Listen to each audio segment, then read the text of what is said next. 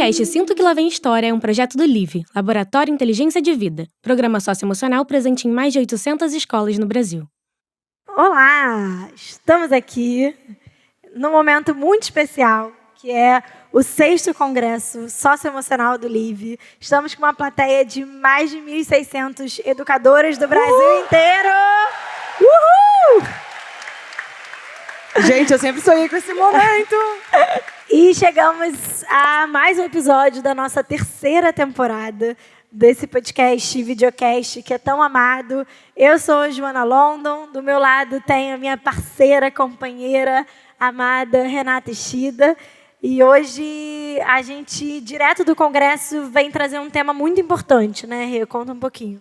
Eu acho que quem acompanha o nosso podcast e vocês que estão acompanhando o Congresso, têm visto que não tem como fugir desse tema, que é o tema da tecnologia, do uso e abuso das telas.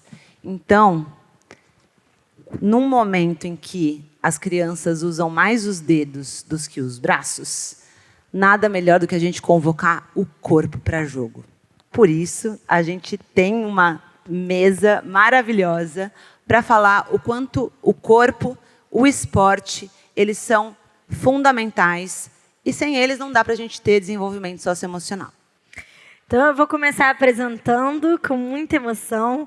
A primeira convidada, ela é ex-atleta de voleibol, bicampeã olímpica, foi eleita a melhor líbero dos Jogos Olímpicos de Pequim e, em 2018, se aposentou das quadras e se tornou uma grande comentarista esportiva e apresentadora do Grupo Globo. Bem-vinda ao palco, Fabi Alvim!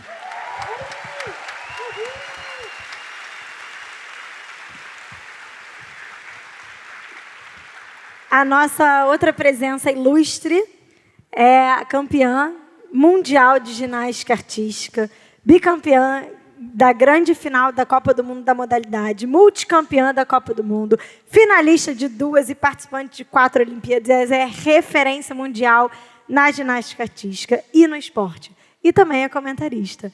Ela está prestes a ser a inspiração para o filme A Menina que Voa, que nada mais, nada menos dirigido e produzido por Viola Davis. Então, temos aqui Daiane dos Santos. Uhul!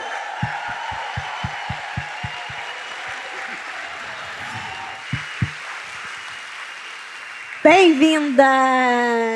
Gente, uma Quem emoção. já está emocionado, levanta a mão. Acho que essa plateia aqui, que é de uma geração que viveu isso, né? É muito emocionante. Assim, é um prazer e uma honra enorme ter vocês aqui com a gente. Muito obrigada, viu? Bom, gente, boa tarde a todos e todas. Primeiro dizer que é uma honra estar nesse dia tão importante, né? Eu que tive o privilégio, e a Dai também, de estar em outros encontros promovidos pelo LIVE. Eu sei o quão fundamental é o trabalho nos bastidores para que isso aqui aconteça, então agradecer a todo mundo, todo o time. E uma responsa enorme, que eu fiquei pensando, por que o esporte pode contribuir, né, com tanta gente importante? E, enfim, a gente ficou trocando ideia, eu e a Dai, e a gente combinou, gente, que eu ia entrar de ginasta e ela de atleta de vôlei. Vocês viram que não deu certo, por motivos óbvios. Acho que a equipe médica está mobilizada para outras coisas aqui. Mas dizer que é uma honra estar aqui hoje ao lado de vocês, mulheres incríveis, da Dai, que é uma amiga, e agradecer o convite. Espero que a gente se divirta aqui também, acima de qualquer coisa. Boa tarde, Live. Que felicidade poder voltar agora aqui no Congresso, né, nesse 6º Congresso do LIVE. Acho que é muito importante e muito especial para a gente estar nesses eventos associados à educação, né? Então, para a gente é uma gratidão imensa, ainda mais coisas maravilhosas, né, gente? E junto com vocês aqui, mais uma vez, é uma emoção muito grande. Obrigada. E que seja lindo, né? E para quem acompanha o podcast, já sabe que a gente começa com uma pergunta que é de um resgate da infância de vocês, da infância dos nossos convidados. Então, eu queria perguntar para vocês duas, quem era a Fabi e quem era a Daiane aluna? Era aquela aluna do fundão? Era aquela aluna que ia direto para a diretoria toda hora? E, já aproveitando um gancho, foi nessa época que vocês já se encantaram pelo esporte? E se vocês tinham algum professor ou professora que foi uma grande inspiração? Pode começar, Fabi, porque a minha é meio vergonhosa, eu acho, essa parte. Olha lá, hein? Bom, eu sou nascida e criada no subúrbio do Rio de Janeiro, mais precisamente Irajá. E, bom, acho que todos nós aqui tivemos algum professor como inspiração, como fonte de alguém que a gente pudesse se enxergar. Eu vou começar falando dos meus professores de educação física, tio Celso e tia Sônia. Eu tive 2. Não à toa escolhi o esporte, acho que por conta deles. O primeiro contato que eu tive com o esporte foi na rua, né? Para quem conhece não só o subúrbio do Rio, mas as zonas periféricas do Brasil de um modo geral, muitas vezes esse primeiro contato ele acontece na rua, ou deveria acontecer na rua, né? Com a gente brincando ali. E eu brincava de bola muito. Eu era, assim, a aluna do fundão, sempre fui. Mas a escola, ela sempre para mim, né? Foi um motivo de descobertas inúmeras, especialmente quando eu levo e tento fazer essa alusão com o esporte. Assim, foi fundamental. Acho que o acolhimento que eu tive na escola, eu estudei escola pública até o finalzinho ali. Como é que agora? Eu sou mais velha, segundo grau, agora é o que mesmo? Ensino médio. Eu sempre faço confusão, ensino médio. Eu estou com 26 anos, então... E aí, até o final do segundo grau ali, eu estudei em escola pública e... Enfim, os meus primeiros contatos mais profundos. Meu grande ídolo, além dos professores de educação física, foi meu professor de história. Eu sou apaixonada por história, por isso que hoje também foi um privilégio estar aqui, ouvindo grandes nomes da literatura brasileira e internacional também, como é o caso de Mia Couto. Então, a escola sempre foi esse ambiente, para mim, né, era quase como se fosse a extensão da minha educação, né?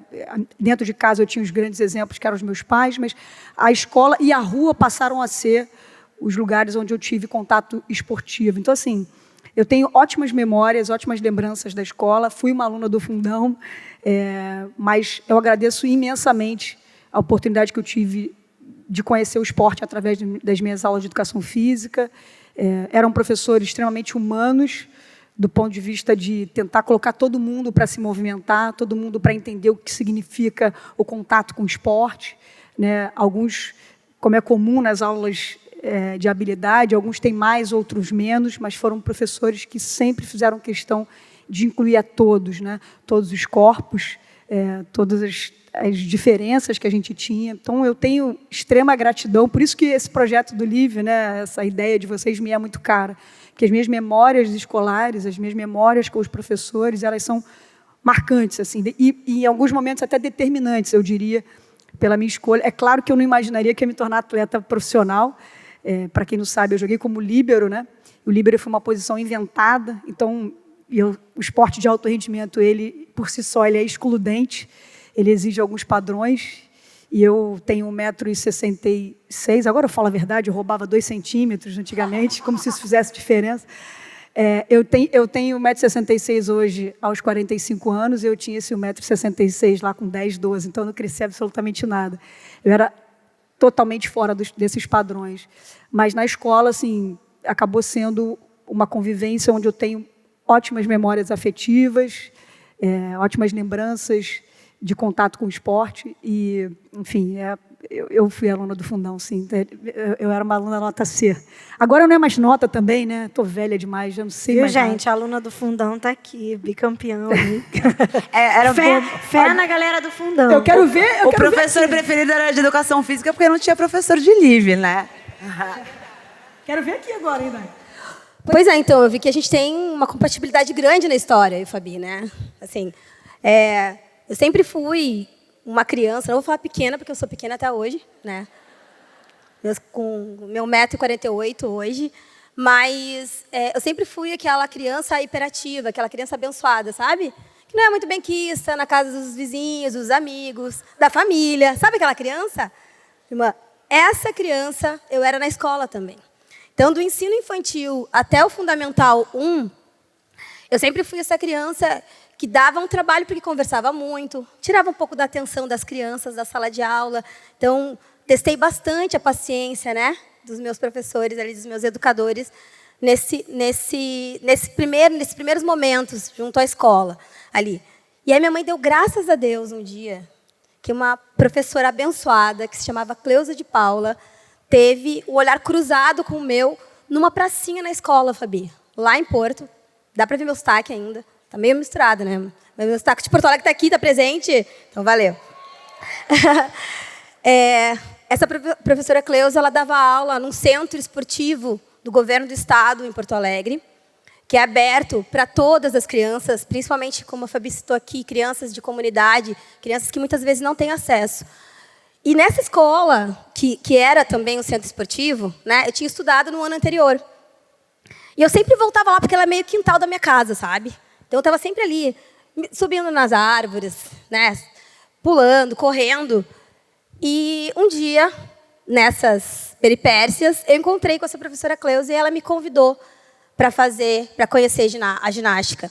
Então, a educação me fez construir um pedaço e descobrir um pedaço de mim que eu não sabia que estava. E, através do olhar de um educador, ele descobriu um talento em mim. E é muito isso, né, gente? O educador, ele vê lá na frente, às vezes, o que a gente tem de mais precioso, que às vezes as pessoas não entendem, mas vocês entendem. Vendo, apreciando cada detalhe. E, a partir dali, eu me apaixonei pela ginástica. Claro, né? Tive que conversar com os meus pais, a gente combinou. Meu pai deixou, desde que eu continuasse tirando boas notas na escola, e graças a Deus melhorasse meu comportamento, né, para essas situações. Mas a ginástica ajudou muito a isso, a conseguir canalizar essa energia de uma forma positiva, aonde aquela energia acumulada de aprontar, né, ter umas ideias mirabolantes em casa, foram bem utilizadas dentro do ginásio. Então, eu agradeço muito a professora Cleusa, que deu essa oportunidade não só para mim, mas para muitas meninas. E eu acho que o mais interessante foi, como Fabi, a gente vem fora dessa curva normal do esporte, que tem um padrão. Porque eu comecei com 11 anos no esporte, que começa com 4, 5. Uma menina vinda de periferia também, cria da Coab Cavalhada, em Porto Alegre. E entrando no esporte que é majoritariamente branco. Então, totalmente fora dos padrões, né? Então, a gente tem uma coincidência de história muito parecida, dessa quebra desses paradigmas que as pessoas, às vezes, colocam, né?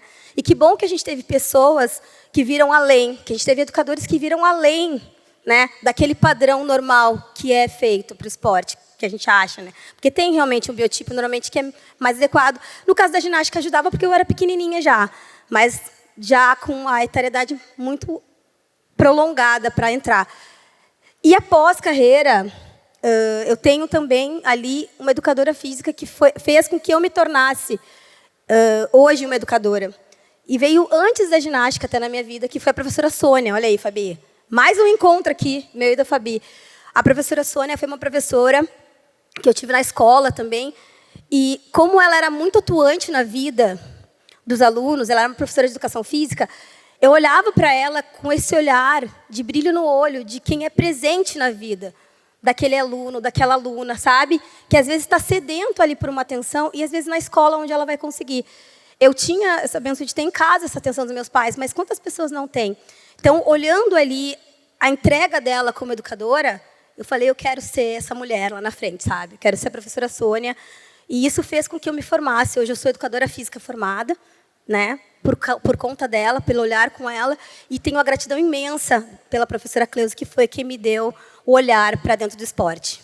Você, Dai, trouxe um ponto agora que a gente costuma falar muito quando a gente está pensando em saúde mental na escola, né? Porque muitas vezes esse aluno está precisando de um espaço para poder falar do que ele está sentindo, mas ele não encontra, né? E o quão importante é esse olhar sensível do professor, e que aqui a gente está nomeando o professor, mas muitas vezes quem faz isso é a pessoa que está na portaria, é a pessoa que cuida do recreio, que tem esse olhar e tem essa percepção que, como você falou, vai além, né? Vai além. Quando que vocês perceberam assim, que essa atividade se tornaria algo tão sério como a profissão de vocês, né? E quem foi, se existiram essas pessoas que foram esse ponto de apoio e de incentivo, que fizeram não só vocês acreditarem em vocês, mas mudar essa relação com o esporte, né? Quando passa de uma atividade do dia a dia e passa a ser algo profissional. Bom, comigo foi assim, eu sou filha de uma manicure e de um taxista, né? Os meus pais, eu brinco que um pouco da ignorância e, ao mesmo tempo, sei lá, não sei se eles tiveram um pouco... não dá para encontrar, porque eu não queria também me referir a eles de uma maneira deseducada, deselegante. Porque os meus pais, foi uma coisa meio que do acaso, assim, sabe? O esporte, eu começo a praticar o vôlei especificamente, veio o esporte na rua, a bola, o futebol, experimentei um pouco de tudo, mas o vôlei especificamente vem depois daquele boom da medalha de 92, né, da seleção masculina. A primeira medalha do vôlei brasileiro ela acontece em 84, mas a medalha, eu acho que causa um alvoroço, é a medalha de 92. Então, a minha primeira referência, e a consequência de uma medalha, é você querer reproduzir aquilo que os ídolos faziam, né? E naquela época eram tão poucas medalhas que a gente conquistava, que quando vinha de ouro, isso tinha uma consequência. E eu comecei, lá no subúrbio, a gente improvisava. Todo mundo queria ser o Giovanni, o Tandy. A gente ainda não tinha as referências femininas a quem nos enxergar, né, naquela época. E eu comecei a brincar. Eu não sei como é que funciona pelo Brasil como um todo, mas eu era a café com leite. Eu entrava para equilibrar os times. A maioria eram meninos. Aliás, a minha realidade com o esporte na rua, ela também é de uma solidão, né? Uma menina não era muito lugar para ela ali, jogar bola ou conviver com a bola. O objeto bola não era tão convidativo, então eu curtia uma certa solidão. De alguma forma, eu sei que eu também inspirava outras meninas que queriam estar ali, mas eram desencorajadas por esse ambiente, então eu criava as minhas estratégias ali. Eu ficava marcando os pontos, que eu sempre imaginava assim, alguém pode faltar aqui, eu me insiro. E aí eu começo sendo a café com leite dos meninos. Era uma maneira de me inserir naquele contexto ali. Então, as minhas primeiras referências foram esses rapazes, né, a seleção de 92. Então, o vôlei entra nessa época. E aí eu começo a participar de pequenas competições ali no bairro. E numa desses campeonatos, o Marco Redivo, que era o treinador do mirim masculino do Flamengo, lá em casa não é uma condição sine qua non, né? Todos nós somos rubro-negros, é quase é uma condição. Então, assim, isso foi um poder de convencimento também, deixar os meus pais, convencer os meus pais. Desde muito cedo eu tive que convencer os meus pais a um monte de coisa. Uma delas era brincar no meio dos meninos, depois convencer que dava para fazer um teste no Flamengo, a convite do Marquinho. Só que, por que eu me refiro aos meus pais, que eles eram um pouco assim, a coisa da ignorância ajudou nesse processo? Porque eu morava a mais ou menos 45 quilômetros, vamos botar assim, entre Irajá à zona sul do Rio de Janeiro. E eu tinha 12 anos para fazer esse percurso, meu pai não podia me levar, muito menos a minha mãe, trabalhava o dia todo. E eu tinha que fazer isso sozinha, né? Era uma coisa meio... Eu falo, gente, como é que os meus pais deixaram? E eu acho que na cabeça deles, era uma coisa assim, era a continuidade da minha educação, sabe? Era a extensão da escola, agora era o vôlei. Então, se eu estava jogando vôlei, eu estaria num ambiente controlado e, consequentemente, não estaria na rua lá. O caminho, bom, vocês sabem muito melhor do que eu, que as zonas periféricas desse Brasil, elas são um convite, muitas vezes, onde não se chega... o Estado não chega, onde a gente tem poucas possibilidades de fazer outra coisa que não coisa errada, né? A gente acaba indo para o caminho equivocado. Então, na cabeça dos meus pais, eu acho que era um pouco isso. E aí eu participei de todas as categorias de base do Flamengo. Eu cheguei no mirim e fiquei até o juvenil. Nesse processo, é óbvio, a gente foi criando também as relações que a gente precisa, como diz Billie Jean King, né? A gente precisa se ver para querer ser, né? Uma das tenistas, inclusive uma tenista mulher que ganhou de um homem num jogo de tênis, né? E assim, a gente começa a ter as nossas referências femininas. A minha primeira referência foi logo depois de 96, o Brasil conquista a medalha de bronze. Mas a minha é engraçada, a minha primeira referência é a Mireia Luiz, que era uma jogadora cubana que era fora do padrão, ela era mais baixinha. Então eu joguei todas as categorias de base do Flamengo como atacante. Pode parecer piada, né? Mas eu era. E o mais legal é que eu não conseguia enxergar. Quer dizer, eu percebia que eu era fora desse padrão, mas eu não enxergava isso como um impeditivo. Eu sempre acreditei que dava, porque se a Mireia conseguia, eu podia conseguir também. Só que não é bem assim, né? Depois eu encontrei a Mireia num campeonato, ela já tinha parado de jogar, ela é 10 centímetros mais alta que eu, e Mireia só teve uma. Então, se não tivessem inventado o líbero, muito provavelmente eu usaria o esporte para educação, enfim, para outros meios, mas jogar era muito pouco provável que isso acontecesse. Em 98, surge a posição do líbero. Ela foi uma posição inventada mesmo. E eu costumo brincar, e a gente falou em democracia aqui hoje, que o líbero, ele deu voz e vezes para os baixinhos, para quebrar um pouco esse padrão. Mas costumo brincar que ele foi praticamente inventado, foi um encontro com o meu último suspiro, porque dali, do juvenil, ou você vira profissional ou você encerra a sua carreira. O meu caminho, literalmente, ia ser usar o esporte para me capacitar. E quando surge a posição do líbero, eu falei, caramba, então agora tem uma chance. Acho que foi mais ou menos aí, assim. Quando eu enxerguei... Aliás, essa história é muito boa. Meu treinador falou assim, Fabi, tem uma posição nova aí que eu acho que tem tudo a ver com você. Eu falei, mesmo? Pô, então tem uma chance, né? Vou nessa. Aí eu falei, o quê? É o líbero. Eu falei, que legal, mas o que ele faz? Aí ele falou assim, eu vou começar pelo que ele não faz. Aí eu, tá bom, o que ele não faz? Ele não ataca, ele não saca, ele não bloqueia, ele não faz ponta. Mas está de brincadeira, né? Fui embora para casa brava, 45 quilômetros para refletir, no dia seguinte, volta eu, cabisbaixo. Desculpa, não me comportei bem, mas tem uma chance, então eu vou agarrá-la. Então foi mais ou menos assim, é quase como se fosse a minha única chance mesmo, eu não tenho nenhuma dúvida em afirmar isso. E eu não consigo imaginar minha vida se eu não tivessem inventado essa posição de líbero, assim. Mas o líbero... gente, eu joguei 20 anos profissionalmente num esporte que não tem empate, é vitória e derrota, que vive de pontos, ou a soma deles, e eu nunca fiz um ponto na vida.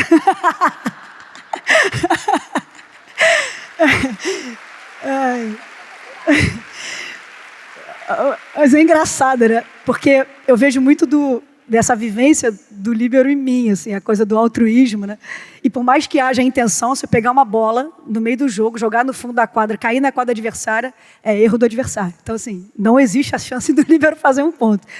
Mas eu começo, acho que, a entender que aquilo vira uma profissão. Quando eu tenho esse convite, oficializa-se o líbero ali em julho de 98. Em agosto, eu recebo um convite para compor um time no interior do Rio, Norte Fluminense, aqui em Macaé. E dali eu vou para Macaé, Campos, aí começo a rodar. Eu nunca saí do estado do Rio de Janeiro, mas a minha vivência com o esporte, ela se dá profissionalmente por 20 anos aqui no estado do Rio, o que também é pouco comum. Mas acho que é mais ou menos por aí. Assim, o paralelo desse, caramba, não é mais só a vivência do esporte como uma ferramenta de educação, vai virar minha profissão, foi exatamente ali naquele limite entre juvenil e adulto que a chance apareceu. Bom, quando eu entrei na ginástica com 11, a minha visão para a ginástica e o meu desejo era tipo uma paixão, sabe?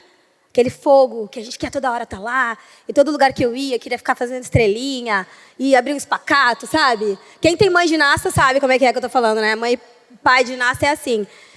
Então, essa entrada foi muito essa paixão, assim. E durante um ano que eu fiquei nesse centro esportivo do governo, era muito isso, essa interação social com essas amigas, que viraram a minha família, e com a professora Cleusa, e essa paixão ardente. Que depois de um ano, que eu fui para o meu primeiro clube, que foi o Grêmio Náutico União. Aí, nesse clube, sim, era um formato muito mais para olhar profissional, para virar uma atleta mesmo. Então, ali, eu comecei a vivenciar mais exercícios diferentes e tive a oportunidade também de ter um crescimento esportivo e de competir em competições maiores, porque até então eu competia mais campeonato escolar. Então, quando eu faço 12, eu vou para a União e a minha carreira esportiva como atleta, ela começa realmente a ser transformada ali. Depois de um ano nesse clube, com 13 anos, eu já estou na seleção. Foi meio rápido, mas ele foi muito intenso. Primeiro, eu entrei muito tarde, então eu não tinha tempo para perder, né, gente? Eu não fiz mirim, infantil. Eu entrei direto no juvenil ali. Então, os meus treinadores todos, que é a Adri, o Kiko, né, a Mari, a Sandra, que me transformaram numa ginasta, eles tiveram muito trabalho. A gente teve um trabalho muito ativo e muito constante para a gente conseguir chegar nesse objetivo, que era, ali, ter bons resultados. Até ali, o meu olhar para a ginástica, ele estava com essa paixão, sabe? Com esse fogo ardente e constante. Até eu ser convocada para a seleção, para um sul-americano, com 13 anos. Quando eu fui para o sul-americano, que eu entendi que aquilo ali realmente podia virar uma carreira, podia virar a minha vida mesmo.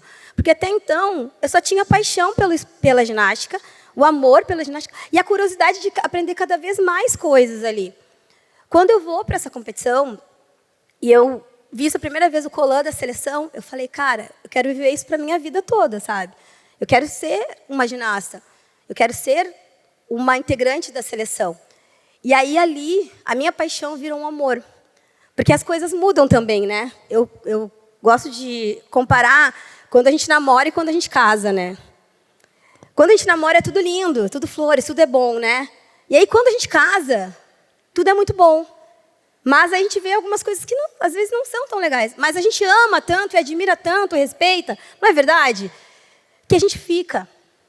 E esse amor, sabe, me fez ficar e me fez viver. E ali, esse amor gradativo, no dia a dia, e naquele ponto ali, fez com que eu quisesse virar uma atleta mesmo.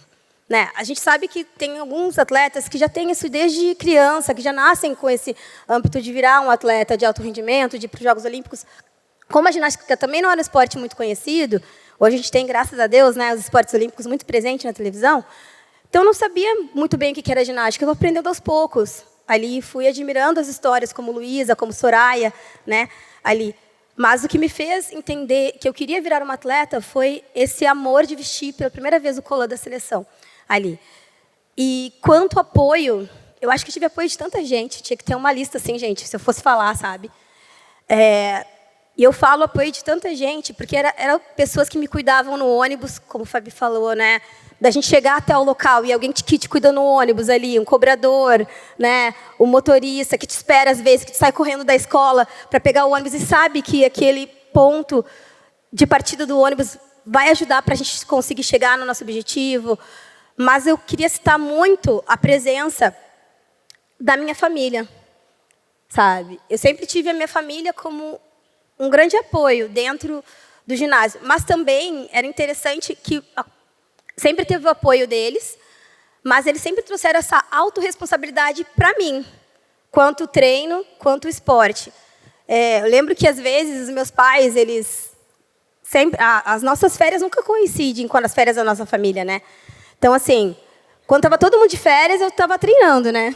E quando estava todo mundo estudando, às vezes eu estava de férias. E aí eu lembro que teve uma vez alguma questão de férias e os meus pais saíram de férias. E eu morava no quintal da minha avó, a gente fala que é condomínio Santos, né? Que era minha bisavó, minha avó, minha tia e meus pais, no mesmo lugar. E eu fiquei com a minha bisavó e com a minha avó, e meu pai e minha mãe foram com as minhas irmãs, porque eu tinha mais 3 irmãs. E eu lembro de uma fala da minha mãe, que ela falou assim, a gente super apoia você na ginástica, mas a ginástica é sua.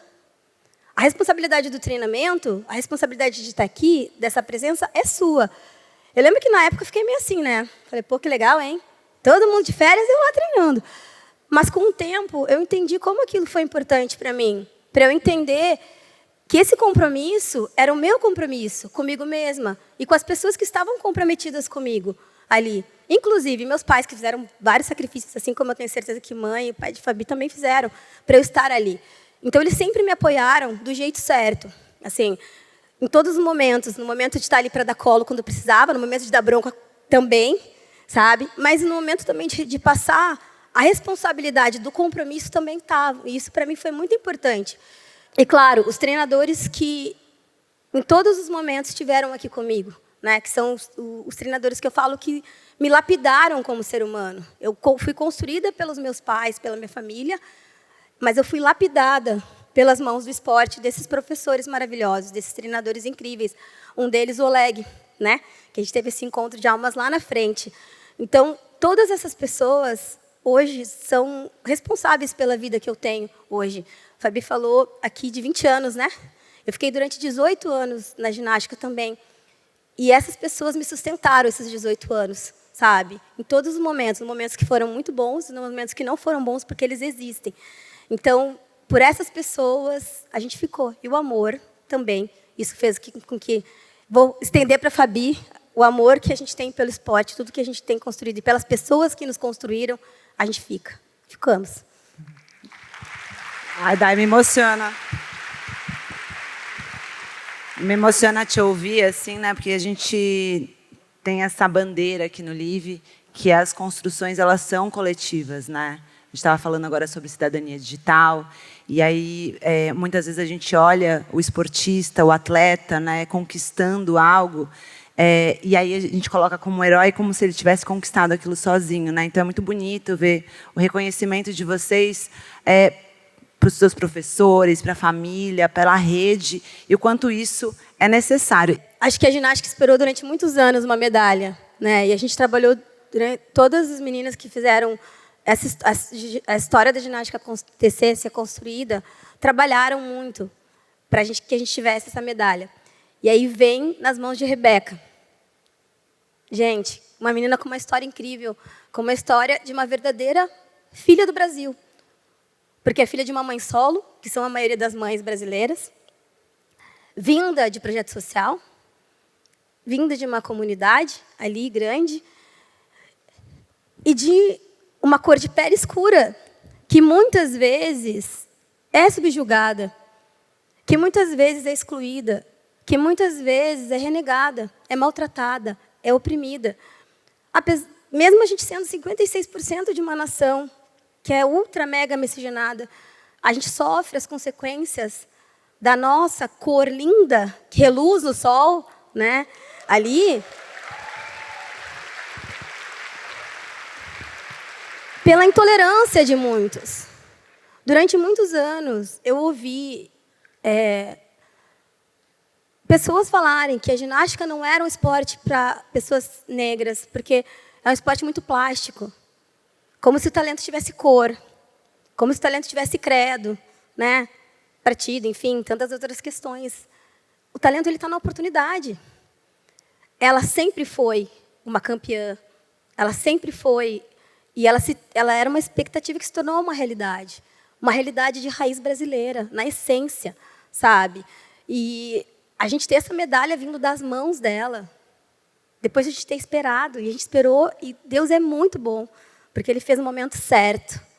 No momento onde o mundo para o esporte feminino também se abre de forma diferente. A gente começa a ver esse legado de valorização cada vez mais presente nos resultados das mulheres, porque isso acontece, né, ali em Tóquio, nos Jogos Olímpicos, onde, se a gente fechar os nossos olhos, a gente lembra de resultado de mulheres que foram presentes ali, nesses resultados. E ver essa medalha nas mãos da Rebeca, depois de tudo que ela fez e tudo que ela tem feito pela gente.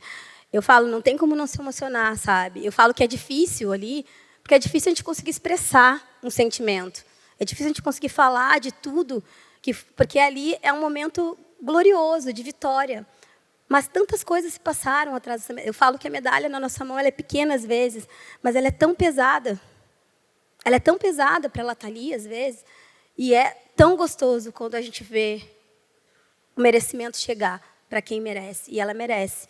E a gente merece ter ela, né, aqui. Obrigada, Dona Rosa, por esse presente, que é a nossa Queen, né, que é a nossa Rebeca. Posso botar só um...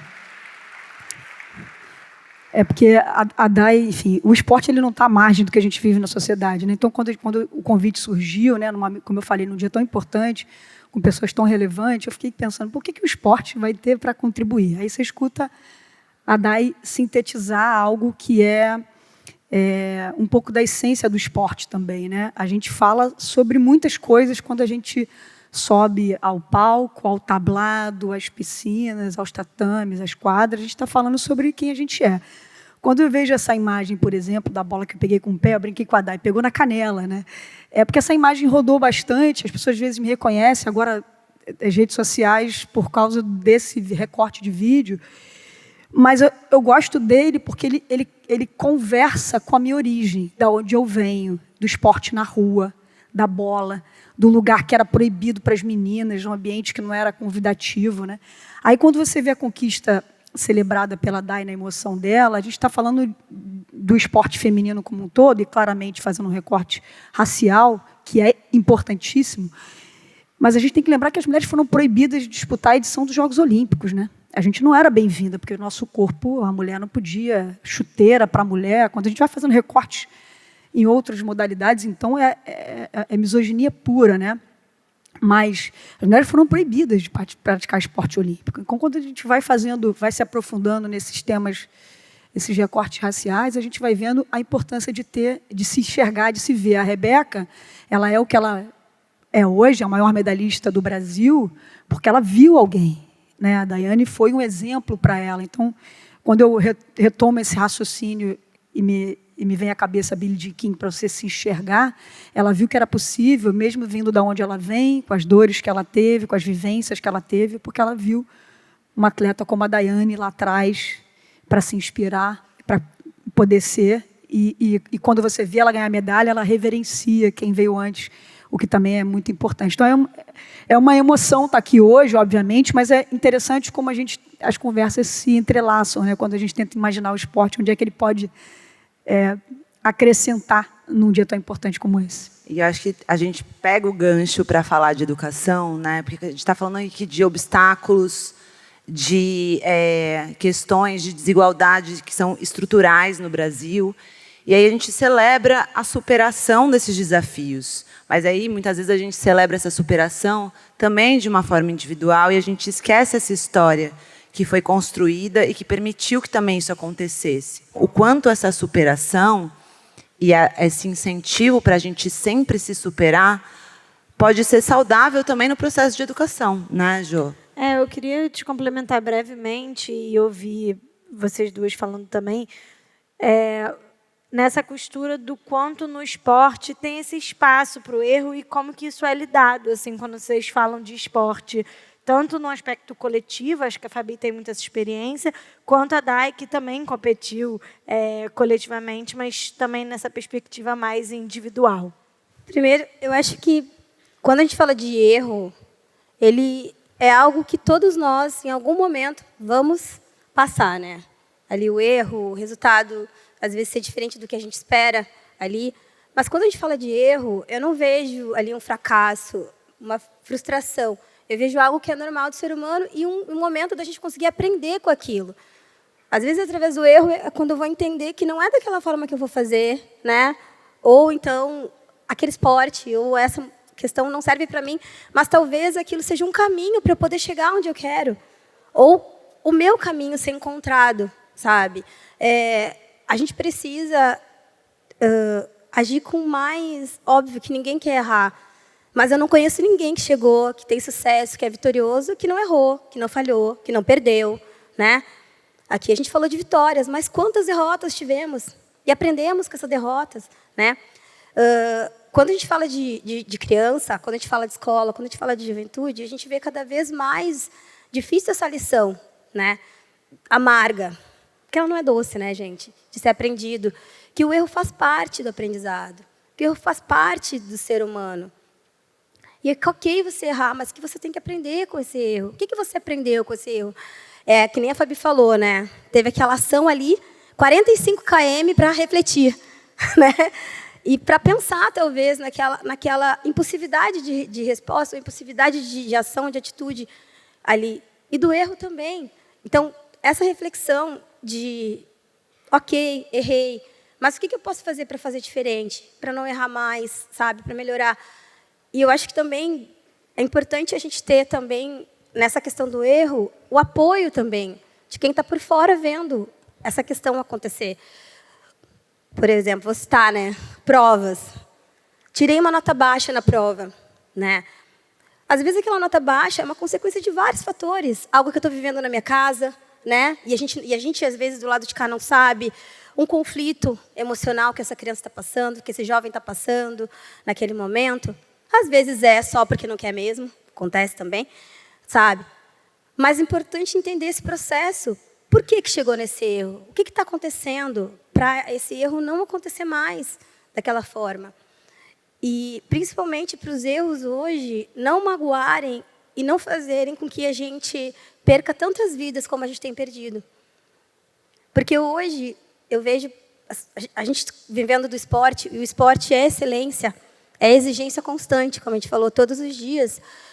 Às vezes, a gente estava conversando sobre isso, as pessoas olham para a gente e acham que a gente é super-herói, super-heroína, que não erra. A gente erra, sim. A gente erra, a gente falha, a gente perde, a gente ganha. Enfim, a gente é ser humano. Mas é muito importante a gente entender que não é só erro, como não é só vitória também. e principalmente ter alguém do nosso lado para nos ajudar a passar por esse momento de dor ali, sabe? Assim, meio que não que seja natural, não que vire uma normalidade na vida, mas que é um processo natural do aprendizado. E a gente, como educador do lado de cá, também tenta compreender o que tem por trás desse erro. O que será que está acontecendo? O que acontece na cabeça? E como a gente vai trazer? Porque eu vejo que cada vez mais o jovem, e a gente exige mais. Tirou 8, tem que tirar 9. Tirou 9, tem que tirar 10. E aí a gente ensina para as crianças, para os jovens, para as pessoas que não vale a pena comemorar as pequenas vitórias. Que não vale a pena refletir sobre o que foi, o que machuca. Mas mais do que refletir, a gente externar. O que está me machucando? Por que aconteceu?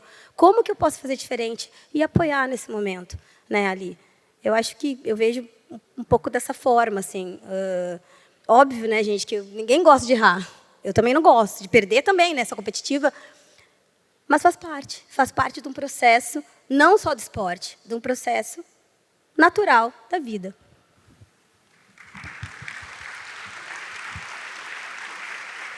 Bom, eu fiz um esporte que não tinha empate, né? Então, vitória e derrota fazia parte da minha experiência. Se eu entrasse em quadra, era ganhar ou perder. Então, não dá para você nem banalizar uma coisa e nem achar que você é mais do que, de fato, você é. Então, você é testado quase que diariamente. A gente estava conversando ali atrás, né, no camarim, sobre o olhar que as pessoas têm sobre o atleta, né? Essa coisa do super-herói. O atleta não tem medo, o atleta não sei o quê. O atleta que disser assim, você estava com medo? Claro que eu tenho medo, eu sou um ser humano. O que me difere de vocês é que eu me preparo para fazer aquilo, né? Eu vivo 24 horas a preparação de um atleta de alto rendimento. Mas é claro, a gente tem frio na barriga, a gente tem medo. Medo, para mim, a diferença, né, que eu coloco é que o medo está associado à importância que você dá para tal evento, né? A gente brincava do frio na barriga, que era adentrar aqui ao palco, sentar. É claro, isso aqui é importante para a gente. Então, e assim, a coisa do erro, eu acho que a gente acaba... Eu sempre brinco, quando a gente... Para tentar ser menos cruel e mais didático, é que, assim, se a gente fizer as nossas contas certinho, a gente sabe exatamente por que a gente ganha e por que a gente perde. Se a gente for honesto num diálogo conosco, lá, deitado na nossa cama, a gente vai saber exatamente por que a gente ganhou aquele jogo ou por que a gente perdeu. Né? Eu acho que o esporte, talvez, vou tentar fazer um recorte que eu posso, inclusive, me arriscar ao erro aqui, me induzir ao erro, mas talvez o esporte de alto rendimento, ser bem clara, talvez seja um lugar que a gente pode ou não falar um pouco de meritocracia. Eu não gosto disso, acho que não é também um lugar que a gente não parte do mesmo lugar, mas talvez lá no esporte de alto rendimento a gente possa, em algum momento, falar disso, de uma maneira bem específica. Mas eu entendo que o errar... Também não gosto muito de aprender com os erros, o atleta é competitivo, quer aprender na vitória, né? Mas a derrota ela é inevitável, ainda mais quando você pratica uma modalidade que você lidar com ela diariamente. Então, você entra numa quadra, o juiz apitou, ou no treinamento, você vai ganhar ou você vai perder. Então, acho que o vôlei ele me trouxe bastante esse lugar de onde você experiencia muitos momentos onde você é testado, mas aí você sabe, como eu brinquei aqui, né? Se você for honesto com você mesmo, eu tenho convicção de que você sabe em muitos momentos por que você falhou naquele dia, o que você deixou de fazer na noite anterior, ou aonde você precisava se dedicar um pouco mais para lidar com esses erros que são, obviamente, inevitáveis. A gente está começando a se encaminhar para o final, então a gente vai otimizar o tempo, e eu queria fazer uma pergunta diretamente... Eu estou aflita aqui com esse relógio. Tem um cronômetro aqui, tá, gente, para gente. Uma pergunta especificamente para a Dai, acho que depois a Rê faz uma pergunta para a Fabi, para a gente se encaminhar para o final. E aí eu queria entender um pouco, assim, na tua experiência profissional e de treinos e tudo mais, o quanto essa indisciplina tem a ver com obediência e rigidez e o quanto tem espaço também de flexibilidade, de diálogo dentro do que a gente espera, da nossa expectativa do que é uma pessoa disciplinada, né? Então, eu queria te ouvir um pouco nesse sentido. Eu tenho um projeto social hoje, que é o Brasileirinhos, e eu acho que eu consigo ver bem essa questão da disciplina presente ali, por trabalhar mais com as crianças, né? E aí fazer um paralelo com a minha disciplina e a autodisciplina, enfim. E o que eu tenho visto muitas vezes é as pessoas olharem para a disciplina como algo negativo. A disciplina é necessária. Para mim, a disciplina é como se fosse um conjunto de regras que faz você viver de uma forma correta na sociedade. Você tem que ter disciplina, respeito, né? A gente fala de horário, é respeito. Eu combinei, né, um horário, a aula começa lá, a gente começa a aula às 8 horas. A gente tem uma tolerância de 5 minutos. Se o pai chega, ou a criança chega 6 minutos, eu não deixo entrar na aula. Vocês sabem que é difícil, né? Quem é monitor, inspetor, sabe, né, professor. Só que o que acontece? Se a gente não faz isso, chega a 7, chega a 8. Então, é um limitador ali também de respeito com quem está presente, com quem está na sala, com quem veio, com a própria criança, com aquele pai. Então, esse conjunto de regras que estão dentro da disciplina, eles são necessários em todos os momentos, não só dentro do ginásio. Quando eu tenho autorresponsabilidade com o meu treino para dormir bem, para me recuperar, que é uma disciplina, né? Quando, infelizmente, eu não dou o meu máximo dentro, eu tenho a disciplina, o gesto disciplinar, às vezes, de perder, não naquele momento só, porque é um somatório, mas lá na frente. O que eu tenho visto, que eu acho que para mim é estranho aos meus olhos, é as pessoas verem a disciplina como algo negativo. E eu falo para meus pais lá do projeto, falo, gente, não fiquem com medo de agir com disciplina. A criança, o jovem, a gente pede disciplina. A gente precisa da disciplina. Disciplinar é amar também, né? Se a gente viver sem disciplina, como que a gente vai viver nesse mundo? E eu falo muito para os pais, e assim, eu recebi isso muito dos meus pais, na vida toda, e de todos os meus treinadores. A disciplina é algo para fazer você viver bem, conviver bem com as pessoas.